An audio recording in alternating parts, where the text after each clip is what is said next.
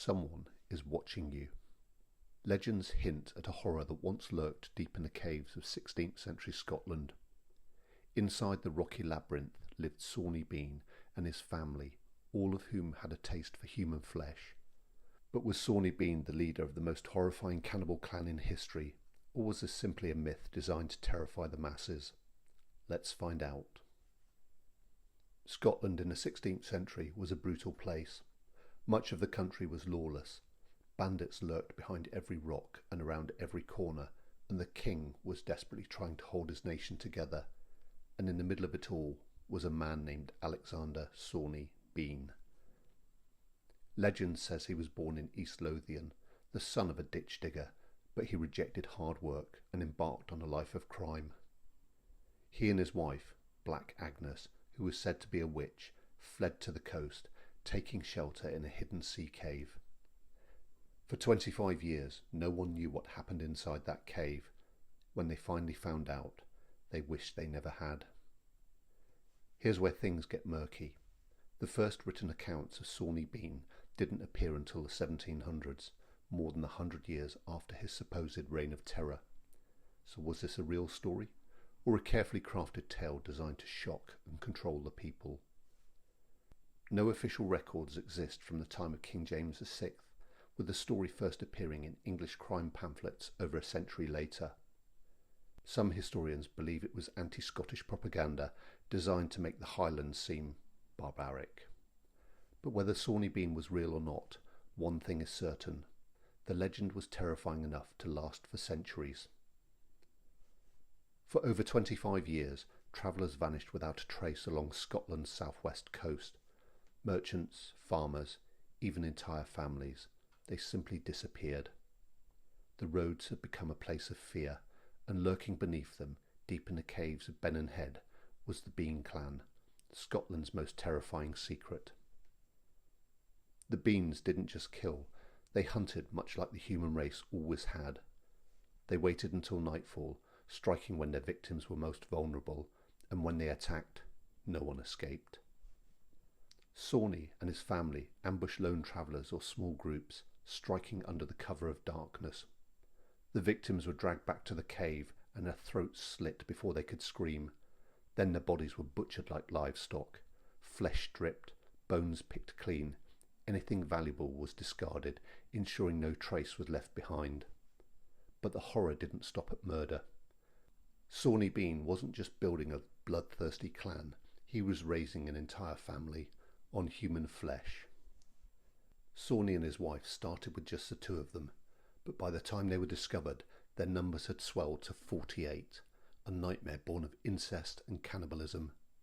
The Bean clan consisted of 14 sons, 18 daughters, and dozens of grandchildren, all raised in the darkness of the cave, a place they almost never left, surviving entirely on human meat. And it's said the children knew no other way of life. For them, murder and cannibalism was normal. As the years passed, the clan became more brazen. More and more travellers vanished, and soon the outside world began to take notice. It started with whispers. There were rumours of bandits attacking and killing travellers, then disposing of their bodies over the edge of the cliffs. For the most part, few people believed these tales, that is, until bodies began to wash ashore. But what truly shocked people was the condition of the dead. They were dismembered, half-eaten, and gnawed to the bone. In a short space of time, more reports flooded in. Locals from nearby villages spoke of seeing limbs and torsos floating along the coast, and some claimed to hear screams echoing from the cliffs at night. It didn't take long for this news to reach the ears of King James, who dispatched troops to investigate, but they found nothing. The Bean clan was too careful. For years, no one knew where the killers were hiding, but then the Beans made a fatal mistake, one that ended in bloodshed. One night, a husband and wife were returning from a nearby fair. They had gold in their pockets, food in their saddlebags, and no idea they were being watched. The Bean clan leapt from its hiding place and ambushed them, dragging the wife from her horse and killing her. Her husband fought back, drawing his sword and cutting down several attackers, but there were too many. Just as it seemed the Sawneys might claim another victim, a group of travellers appeared in the distance, scaring off the beans before they could finish the job. This was the first time someone had survived and seen their attackers' faces. The survivor raced to the nearest town, telling his story to anyone who would listen. At first, no one believed him, but then word reached someone who did: King James. King James wasn't just any ruler. He was a king obsessed with rooting out evil. Witches, heretics, criminals. He saw them as threats to his divine rule, and when he heard of the Bean clan's crimes, he didn't hesitate. His justice would be swift and merciless. He gathered 400 of his best soldiers and trackers. Trained bloodhounds were brought in to sniff out the trail. The king and his men headed straight to the coastline, scouring every inch of the land. For days the search turned up nothing, but then the hounds caught a scent that led them to the mouth of a huge cave. The stories were true. The soldiers had uncovered a charnel house where human remains littered the ground or were stacked in piles like firewood. The stench of death choked the air, and in the shadows they found the beans. In total, 48 people, men, women and children, huddled in the darkness. When they saw the troops entering the cave, some of the beans decided to fight and others begged for mercy, but there was no mercy to be given on that day. The soldiers dragged them out one by one, their faces pale with shock. The king had seen many horrors in his time, but even he was shaken at the sight of so many human remains scattered around the cave. In that moment he decided there would be no trial or appeal, only punishment. The punishment for the Bean clan was as brutal as their crimes. The men were tortured to death, their hands and feet cut off, left to bleed out in agony. All the women and children were burned alive in the streets of Edinburgh. Not a single member of the Bean clan was spared. The nightmare was over. Or was it? Because some say the Beans still lurk in the caves. For centuries, the legend of Sawney Bean has chilled the bones of every Scot who dared travel the coastal roads at night. But there's just one problem.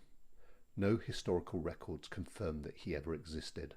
There are no court documents, no official reports, and no mention of the Bean clan in any records until the 18th century, nearly 200 years after they were supposedly executed.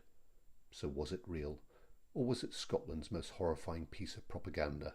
The first detailed account of Sawney Bean appeared in the early 1700s in a book called the Newgate Calendar, a collection of crime stories designed to terrify and entertain.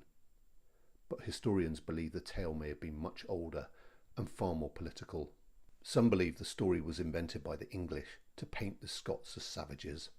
Others think it was Jacobean propaganda used by King James to justify his ruthless rule. And most importantly, there are no sources from the 1500s or the 1600s that mention the Beans at all.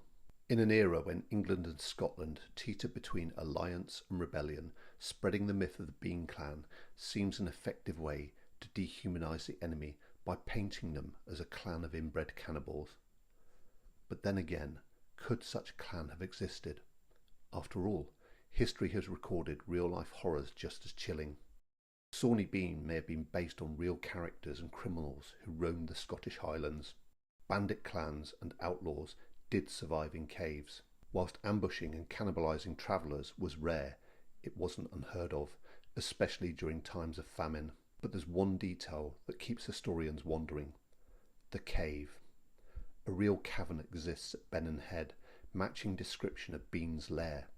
Could that be a coincidence, or proof that the legend was inspired by something or someone very real? So what do you believe? Was this a legend, a warning, or a story based on some long-forgotten horror?